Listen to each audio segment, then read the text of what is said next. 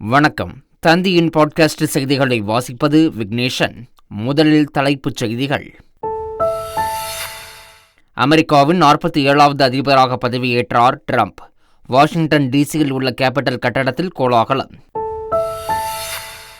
அமெரிக்காவில் சட்டவிரோத குடியேற்றம் உடனடியாக தடுத்து நிறுத்தப்படும். தெற்கு எல்லையில் அவசர நிலை பிரகடனத்தை அறிவித்தார் ட்ரம்ப். அமெரிக்காவில் இனி ஆண் பெண் என்ற இரு பாலினங்களுக்கு மட்டுமே அங்கீகாரம். உலக யுத்தங்களில் அமெரிக்க ராணுவம் பங்கேற்கப் போவதில்லை என்றும் ட்ரம்ப் திட்டவட்டம். அமெரிக்க அதிபராக பதவியேற்றுள்ள ட்ரம்பிற்கு உலக தலைவர்கள் வாழ்த்து. நண்பர் என குறிப்பிட்டு வாழ்த்து பதிவிட்டார் பிரதமர் மோடி. டங்ஸ்டன் திட்டத்திற்கு எதிராக எடுத்த நிலைப்பாட்டை பரந்தூர் விமான நிலைய திட்டத்தில் அரசு எடுக்காதது ஏன்? பரந்தூர் மக்கள் சந்திப்பு நிகழ்ச்சியில் தமிழக வெற்றிக் கழக தலைவர் விஜய் கேள்வி. கொல்கத்தாவில் பெண் மருத்துவர் பாலியல் வன்கொடுமை செய்யப்பட்டு கொல்லப்பட்ட வழக்கில் தீர்ப்பு. குற்றவாளி சஞ்சய் ராய்க்கு ஆயுள் தண்டனை விதித்து சியால்தா நீதிமன்றம் உத்தரவு. ஈரோடு கிழக்கு தொகுதி இடைத்தேர்தலில் 47 வேட்பாளர்கள் போட்டி. நாம் தமிழர் கட்சிக்கு மைக் சின்னம் ஒதுக்கீடு. சென்னை கடற்கரை பகுதியில் அதிக அளவில் கடல் ஆமைகள் இறந்து கரை ஒதுங்கும் விவகாரம். தமிழக அரசு விளக்கமளிக்க தென்மண்டல பசுமை தீர்ப்பாயம் உத்தரவு. தென் தமிழகத்தில் வருகிற 23ஆம் தேதி வரை ஓரிரு இடங்களில் மழைக்கு வாய்ப்பு. சென்னை வானிலை மையம் தகவல். காசாவில் போர் நிறுத்தம் அமலுக்கு வந்த நிலையில் தரைமட்டமான கட்டடங்களில் மீட்பு பணி தீவிரம். இடிபாடுகளில் 10,000 சடலங்கள் புதைந்திருக்கலாம் என பாலஸ்தீன குடிமை பாதுகாப்புத்துறை அச்சம். ரஞ்சி கோப்பைக்கான மும்பை அணியில் இடம் பிடித்தார் இந்திய கிரிக்கெட் அணியின் கேப்டன் ரோஹித் சர்மா. சுமார் 10 வருடங்களுக்கு பிறகு ரஞ்சி கோப்பை போட்டிகளில் களமிறங்குகிறார். ஐபிஎல்லில் லக்னோ அணியின் கேப்டனாக ரிஷப் பண்ட் நியமனம். கடந்த 3 சீசன்களில் கேப்டனாக இருந்த KL ராகுல் விடுவிக்கப்பட்ட நிலையில் தேர்வு.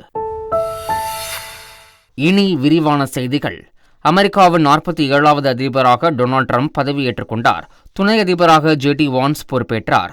வாஷிங்டன் டிசியில் உள்ள கேபிட்டல் கட்டடத்தில் வெகு விமரிசையாக பதவியேற்பு விழா நடைபெற்றது. உலக தலைவர்கள் பலரும் இந்த விழாவில் பங்கேற்றனர். பைபிள் புத்தகத்தில் கை வைத்து அதிபர் ட்ரம்ப் பதவியேற்றுக் கொண்டார். ட்ரம்ப் பதவியேற்றதை கொண்டாடும் விதமாக பீரங்கி குண்டுகள் முழங்கப்பட்டன. பதவியேற்பு விழாவில் பேசிய ட்ரம்ப், அமெரிக்காவில் சட்டவிரோத குடியேற்றம் உடனடியாக தடுத்து நிறுத்தப்படும் என்றார். தேசிய அளவிலான அவசர நிலையை தென் எல்லைகளில் பிரகடனம் செய்வதாக அறிவித்தார். அமெரிக்காவின் எண்ணெய் வளங்கள் அமெரிக்காவிற்கே என்று தெரிவித்த அவர், இறக்குமதி வரியை கூட்டுவதன் மூலம் அமெரிக்காவின் கஜானாவை நிரப்புவேன் எனவும் சூளுரைத்தார். மேலும் அமெரிக்காவில் இனி ஆண் பெண் என்ற 2 பாலினங்களுக்கு மட்டுமே அங்கீகாரம் எனவும், அமெரிக்க கொடியை செவ்வாய் கிரகத்தில் பறக்க விடுவோம் எனவும் குறிப்பிட்ட அவர், உலக யுத்தங்களில் அமெரிக்க ராணுவம் பங்கேற்கப் போவதில்லை எனவும் திட்டவட்டமாக தெரிவித்தார். அமெரிக்க அதிபராக பதவியேற்றுள்ள ட்ரம்பிற்கு உலக தலைவர்கள் வாழ்த்து தெரிவித்துள்ளனர். ரஷ்ய அதிபர் புதின் 3ஆம் உலகப் போரை தடுக்கச் செய்ய வேண்டியவை குறித்த ட்ரம்பின் அறிக்கையை தாங்கள் கேட்பதாக தெரிவித்துள்ளார். நண்பர் என குறிப்பிட்டு வாழ்த்து தெரிவித்துள்ள பிரதமர் மோடி, உலகிற்கு சிறந்த எதிர்காலத்தை வடிவமைக்கும் வகையில் மீண்டும் ஒருமுறை நெருக்கமாக இணைந்து பணியாற்றுவதை எதிர்நோக்குவதாக குறிப்பிட்டுள்ளார். அமெரிக்க அதிபர் பதவியில் இருந்து விடைபெற்ற ஜோ பைடன் இந்த புனிதமான இடத்திற்கு தன்னை நம்பியதற்கு மக்களுக்கு நன்றி தெரிவித்துள்ளார். மேலும் வெள்ளை மாளிகையில் உள்ள அதிபர் அலுவலகமான ஓவல் அலுவலகத்தின் கதவுகளை இந்த 4 ஆண்டுகளில் முன் எப்போதும் விட அகலமாக திறக்க தாம் விரும்பியதாக குறிப்பிட்டு ஓவல் அலுவலகத்துடனான தனது நினைவுகளை வீடியோவாக பதிவிட்டுள்ளார். பரந்தூர் மக்களை சந்திக்கச் சென்ற தமிழக வெற்றிக் கழக தலைவர் விஜய் தனியார் மண்டபத்தில் திறந்த வேனில் நின்றபடியே உரையாற்றினார். அப்போது மதுரை டங்ஸ்டன் சுரங்கத்திற்கு எதிராக எடுத்த நிலைப்பாட்டை பரந்தூர் விமான நிலைய விரிவாக்க திட்டத்தில் அரசு எடுக்காதது ஏன் என கேள்வி எழுப்பினார். வளர்ச்சிக்கு எதிரானவன் அல்ல என குறிப்பிட்ட அவர், விமான நிலைய இடத்தை மறு ஆய்வு செய்ய வேண்டும் என கோரிக்கை விடுத்தார். இதற்கு பதிலளிக்கும் விதமாக திமுக செய்தி தொடர்பாளர் TKS இளங்கோவன் பேட்டியளித்துள்ளார். அதில், ஆழத்தில் துளையிட்டு டங்ஸ்டன் எடுப்பதால் அது நீண்டகால பாதிப்பை ஏற்படுத்தும் என்பதால் அந்த ஆலையை எதிர்த்ததாகவும், ஆனால் பரந்தூர் விமான நிலையம் வருவதால் இதர வகையில் பல பயன்கள் இருக்கும் என்பதால் அதை ஆதரிப்பதாகவும் தெரிவித்துள்ளார். இதனிடையே விஜயின் பரந்தூர் பயணம் எந்த தாக்கத்தையும் ஏற்படுத்தாது என தமிழக காங்கிரஸ் தலைவர் செல்வ பெருந்தகை விமர்சித்துள்ளார். கொல்கத்தாவில் பயிற்சி பெண் மருத்துவர் பாலியல் வன்கொடுமை செய்யப்பட்டு கொல்லப்பட்ட வழக்கில் குற்றவாளி சஞ்சய் ராய்க்கு ஆயுள் தண்டனை விதித்து சியால்தா நீதிமன்றம் தீர்ப்பளித்துள்ளது. கடந்த அக்டோபர் 7ஆம் தேதி சஞ்சய் ராய்க்கு எதிராக குற்றப்பத்திரிகை தாக்கல் செய்யப்பட்ட நிலையில் சில தினங்களுக்கு முன்பு கொலை வழக்கில் அவர் குற்றவாளி என சியால்தா நீதிமன்றம் அறிவித்தது. இந்நிலையில் குற்றவாளி சஞ்சய் ராய்க்கு 50,000 ரூபாய் அபராதத்துடன் ஆயுள் தண்டனை விதித்து நீதிபதி அனிர்பான் தாஸ் உத்தரவிட்டார். இந்நிலையில் நீதிமன்றத்தின் தீர்ப்புக்கு மேற்குவங்க முதல்வர் மம்தா பானர்ஜி அதிருப்தி தெரிவித்துள்ளார். இந்த வழக்கு தொடர்ந்து கொல்கத்தா காவல்துறையிடமே இருந்திருந்தால் மரண தண்டனை கிடைப்பதை உறுதி செய்திருப்போம் என தெரிவித்துள்ளார். இதனிடையே குற்றவாளிக்கு வழங்கப்பட்ட தண்டனை போதாது என கூறி பயிற்சி மருத்துவர்கள் போராட்டத்தில் ஈடுபட்டனர். ஈரோடு கிழக்கு தொகுதி இடைத்தேர்தலில் நாம் தமிழர் கட்சி வேட்பாளருக்கு மைக் சின்னம் ஒதுக்கீடு செய்யப்பட்டுள்ளது. பிப்ரவரி 5ஆம் தேதி வாக்குப்பதிவு நடைபெற உள்ள நிலையில் 47 வேட்பாளர்கள் களத்தில் உள்ளனர். சின்னம் ஒதுக்கீடு செய்யும் பணிகள் நடைபெற்ற நிலையில் திமுக வேட்பாளர் வி.சி. சந்திரகுமாருக்கு உதயசூரியன் சின்னமும், நாம் தமிழர் கட்சி வேட்பாளர் சீதாலட்சுமிக்கு மைக் சின்னமும் ஒதுக்கப்பட்டது. விடுதலை புலிகள் தலைவர் பிரபாகரனுடன் இருப்பது போன்று புகைப்படத்தை எடிட் செய்து ஏமாற்றியதாக நாம் தமிழர் கட்சி ஒருங்கிணைப்பாளர் சீமான் மீது புகார் அளிக்கப்பட்டுள்ளது. தமிழக டிஜிபி மற்றும் மதுரை மாநகர காவல் ஆணையரிடம் வழக்கறிஞர் ஒருவர் அளித்த புகாரில் எடிட் செய்த புகைப்பட மோசடி மூலம் தமிழ் மக்களை ஏமாற்றி பல கோடிகளை திரட்டி சீமான் அரசியல் செய்து வருவதாக குறிப்பிடப்பட்டுள்ளது. இதனையடுத்து சீமான், இயக்குநர் சங்ககிரி ராஜ்குமார் மற்றும் செங்கோட்டையன் ஆகியோர் மீது நடவடிக்கை எடுக்க அவர் வலியுறுத்தியுள்ளார். தமிழகத்தில் நிறுவனங்களின் தலைமை நிர்வாகிகளை குறிவைத்து சைபர் மோசடி நடப்பதாக போலீசார் எச்சரித்துள்ளனர். மிகப்பெரிய நிறுவனங்களின் தலைமை நிர்வாகிகளை குறிவைத்து கோடிக்கணக்கில் பணத்தை கொள்ளையடிக்கும் சம்பவங்களை அரங்கேற்றி வருவதாகவும், இந்த மோசடிக்கு சிஇஓ ஸ்கேம் என பெயர் வைத்துள்ளதாகவும் போலீசார் தரப்பில் தெரிவிக்கப்பட்டுள்ளது. புதுக்கோட்டை அதிமுக முன்னாள் கவுன்சிலரும் சமூக ஆர்வலருமான ஜகபர் அலி லாரி ஏற்றி படுகொலை செய்யப்பட்ட வழக்கில் கைதான கல்குவாரி உரிமையாளர் உட்பட 4 பேரை பிப்ரவரி 3ஆம் தேதி வரை காவலில் வைக்க நீதிமன்றம் உத்தரவிட்டுள்ளது. இவ்வழக்கில் ஒருவர் தலைமறைவான நிலையில் போலீசார் அவரை தேடி வருகின்றனர். அண்ணா பல்கலைக்கழக மாணவி பாலியல் வன்கொடுமை வழக்கில் கைதான ஞானசேகரனுக்கு 7 நாட்கள் போலீஸ் காவல் விதித்து சைதாப்பேட்டை நீதிமன்றம் உத்தரவிட்டுள்ளது.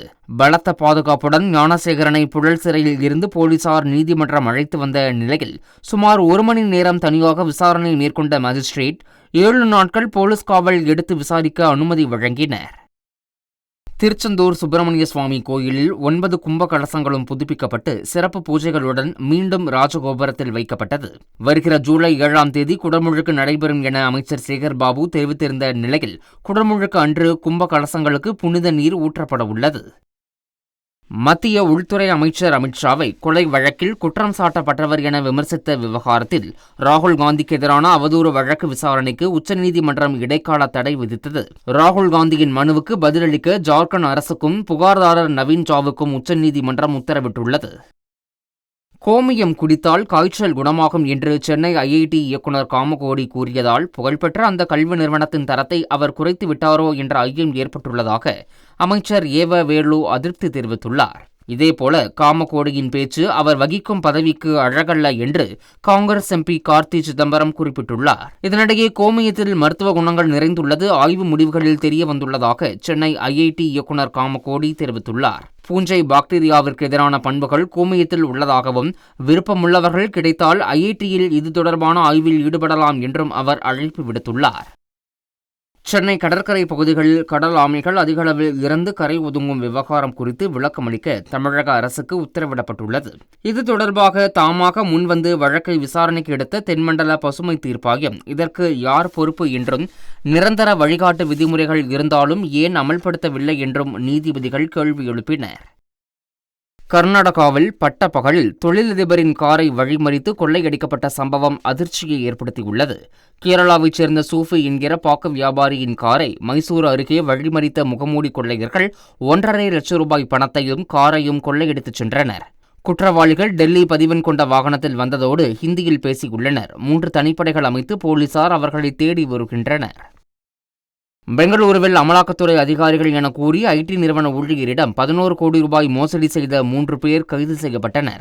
பெங்களூருவில் ஐடி நிறுவனத்தில் பணிபுரியும் விஜயகுமார் என்பவரின் பங்குச்சந்தை 12 கோடி ரூபாயாக வளர்ந்திருந்தது என்பதை அறிந்து இந்த மோசடியை அரங்கேற்றியுள்ளனர்.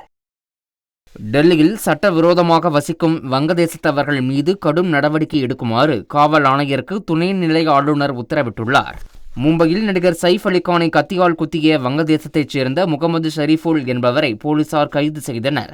இந்நிலையில் டெல்லியின் துணைநிலை ஆளுநர் அம்மாநில காவல் ஆணையருக்கு இவ்வாறு கடிதம் எழுதியுள்ளார். கர்நாடகாவின் ஹாசன் மாவட்டத்தில் உள்ள காவிகுட்டா வனப்பகுதியில் காந்தாரா 2 படப்பிடிப்பு நடைபெற்று வருகிறது. அங்கு அனுமதியின்றி காட்டுப்பகுதியில் படப்பிடிப்பை நடத்துவதோடு வனப்பகுதியில் தீ வைப்பதாகவும் வெடிகுண்டுகளை வெடிக்க வைப்பதாகவும் புகார் எழுந்துள்ளது. இதனை தட்டி கேட்ட ஹரீஷ் என்ற இளைஞர் தாக்கப்பட்டதாக புகார் எழுந்துள்ள நிலையில் போலீசார் வழக்கு பதிவு செய்து விசாரித்து வருகின்றனர். உடனடியாக படப்பிடிப்பை வேறு பகுதிக்கு மாற்றாவிட்டால் போராட்டத்தில் ஈடுபடுவோம் என உள்ளூர் மக்கள் எச்சரித்துள்ளனர். தமிழக கேரள எல்லையில் அடுத்தடுத்து 2 புலிகள் உயிரிழந்ததால் வன ஆர்வலர்கள் அதிர்ச்சியடைந்துள்ளனர். கேரள மாநிலம் கல்லாறு பகுதியில் ரோந்து சென்ற வனத்துறையினர் அழுகிய நிலையில் கிடந்த ஆண் புலியின் சடலத்தை மீட்டனர். சுமார் 13 வயது மதிக்கத்தக்க புலியின் உயிரிழப்புக்கு காரணம் தெரியாத நிலையில் அதன் உள்ளுறுப்புகளை அதிகாரிகள் ஆய்வுக்கு அனுப்பி வைத்தனர். இதேபோல கடந்த சில தினங்களுக்கு முன்பு 14 வயது பெண் புலி உயிரிழந்த நிலையில் கண்டெடுக்கப்பட்டது. தென் தமிழகத்தில் வருகிற 23ஆம் தேதி வரை ஓரிரு இடங்களில் மழை பெய்ய வாய்ப்பு இருப்பதாக வானிலை ஆய்வு மையம் தெரிவித்துள்ளது. சென்னையை பொறுத்தவரை நகரம் மற்றும் புறநகர பகுதிகளில் வானம் ஓரளவு மேகமூட்டத்துடன் காணப்படும் என்றும் ஒரு சில இடங்களில் மழை பெய்யும் எனவும் தெரிவிக்கப்பட்டுள்ளது. போரால் உருக்குலைந்த காசாவில் கட்டப்பட்ட இடிபாடுகளில் 10,000 சடலங்கள் புதைந்திருக்கலாம் என அஞ்சுவதாக பாலஸ்தீன குடிமை பாதுகாப்புத்துறை தெரிவித்துள்ளது. காசாவில் போர் நிறுத்தம் அமலுக்கு வந்ததைத் தொடர்ந்து வான்வழி தாக்குதல்களால் தரைமட்டமான கட்டடங்களில் மீட்புப் பணி தொடங்கியிருக்கிறது. இஸ்ரேலின் தாக்குதலில் காசாவில் 46,900 பேர் கொல்லப்பட்டிருப்பதாக கூறியுள்ள காசா சுகாதார அமைச்சகம் ஆயிரக்கணக்கான சடலங்கள் இன்னும் மீட்கப்படாமல் இருப்பதாக குறிப்பிட்டுள்ளது. காணாமல் போன 10,000க்கும் மேற்பட்டோர் கட்டிட சிதிலங்களில் இருக்கக்கூடும் என கூறியுள்ள பாலஸ்தீன குடிமை பாதுகாப்புத்துறை மீட்புப் பணியில் கரம் கோர்க்க வெளிநாட்டு மீட்புக் குழுக்களுக்கு அழைப்பு விடுத்துள்ளது. ரஞ்சி கோப்பைக்கான மும்பை அணியில் இந்திய கிரிக்கெட் அணியின் கேப்டன் ரோஹித் சர்மா இடம் பிடித்துள்ளார். வருகிற 23ஆம் தேதி ஜம்மு காஷ்மீருக்கு எதிராக தொடங்கும் முதல் போட்டியில் ரஹானே தலைமையிலான மும்பை அணி அறிவிக்கப்பட்டுள்ளது. இதில் தேசிய அணிக்காக விளையாடும் யசஸ்வி ஜெய்ஸ்வால், ஸ்ரேயஸ் ஐயர், சிவம் துபே, ஷர்துல் தாகூர் இடம் பிடித்துள்ளனர். சுமார் 10 வருடங்களுக்கு பிறகு கேப்டன் ரோஹித் சர்மா ரஞ்சி கோப்பை போட்டிகளில் விளையாட உள்ளார். ஐபிஎல்லில் லக்னோ அணியின் கேப்டனாக ரிஷப் பண்ட் நியமிக்கப்பட்டுள்ளார். ஐபிஎல் மெகா ஏலத்தில் லக்னோ அணியால் 27 கோடி ரூபாய்க்கு ஏலம் எடுக்கப்பட்ட ரிஷப் பண்ட் ஐபிஎல் வரலாற்றில் அதிகபட்ச தொகைக்கு ஏலம் எடுக்கப்பட்ட வீரர் என்ற சாதனையை படைத்தார். இந்த சூழலில் கடந்த 3 சீசன்களில் லக்னோ கேப்டனாக இருந்த KL ராகுல் விடுவிக்கப்பட்ட நிலையில் புதிய கேப்டனாக ரிஷப் பண்ட் தேர்வு செய்யப்பட்டுள்ளார். மீண்டும் தலைப்புச் செய்திகள். அமெரிக்காவின் 47வது அதிபராக பதவியேற்றார் ட்ரம்ப். வாஷிங்டன் டிசியில் உள்ள கேபிட்டல் கட்டடத்தில் கோலாகலம். அமெரிக்காவில் சட்டவிரோத குடியேற்றம் உடனடியாக தடுத்து நிறுத்தப்படும். தெற்கு எல்லையில் அவசர நிலை பிரகடனத்தை அறிவித்தார் ட்ரம்ப். அமெரிக்காவில் இனி ஆண் பெண் என்ற இரு பாலினங்களுக்கு மட்டுமே அங்கீகாரம். உலக யுத்தங்களில் அமெரிக்க ராணுவம் பங்கேற்கப் போவதில்லை என்றும் ட்ரம்ப் திட்டவட்டம். அமெரிக்க அதிபராக பதவியேற்றுள்ள ட்ரம்பிற்கு உலக தலைவர்கள் வாழ்த்து. நண்பர் என குறிப்பிட்டு வாழ்த்து பதிவிட்டார் பிரதமர் மோடி. டங்ஸ்டன் திட்டத்திற்கு எதிராக எடுத்த நிலைப்பாட்டை பரந்தூர் விமான நிலைய திட்டத்தில் அரசு எடுக்காதது ஏன்? பரந்தூர் மக்கள் சந்திப்பு நிகழ்ச்சியில் தமிழக வெற்றிக் கழக தலைவர் விஜய் கேள்வி. கொல்கத்தாவில் பெண் மருத்துவர் பாலியல் வன்கொடுமை செய்யப்பட்டு கொல்லப்பட்ட வழக்கில் தீர்ப்பு. குற்றவாளி சஞ்சய் ராய்க்கு ஆயுள் தண்டனை விதித்து சியால்தா நீதிமன்றம் உத்தரவு. ஈரோடு கிழக்கு தொகுதி இடைத்தேர்தலில் 47 வேட்பாளர்கள் போட்டி. நாம் தமிழர் கட்சிக்கு மைக் சின்னம் ஒதுக்கீடு. சென்னை கடற்கரை பகுதியில் அதிகளவில் கடல் ஆமைகள் இறந்து கரை ஒதுங்கும் விவகாரம். தமிழக அரசு விளக்கமளிக்க தென்மண்டல பசுமை தீர்ப்பாயம் உத்தரவு. தென் தமிழகத்தில் வருகிற 23ஆம் தேதி வரை ஓரிரு இடங்களில் மழைக்கு வாய்ப்பு. சென்னை வானிலை மையம் தகவல்.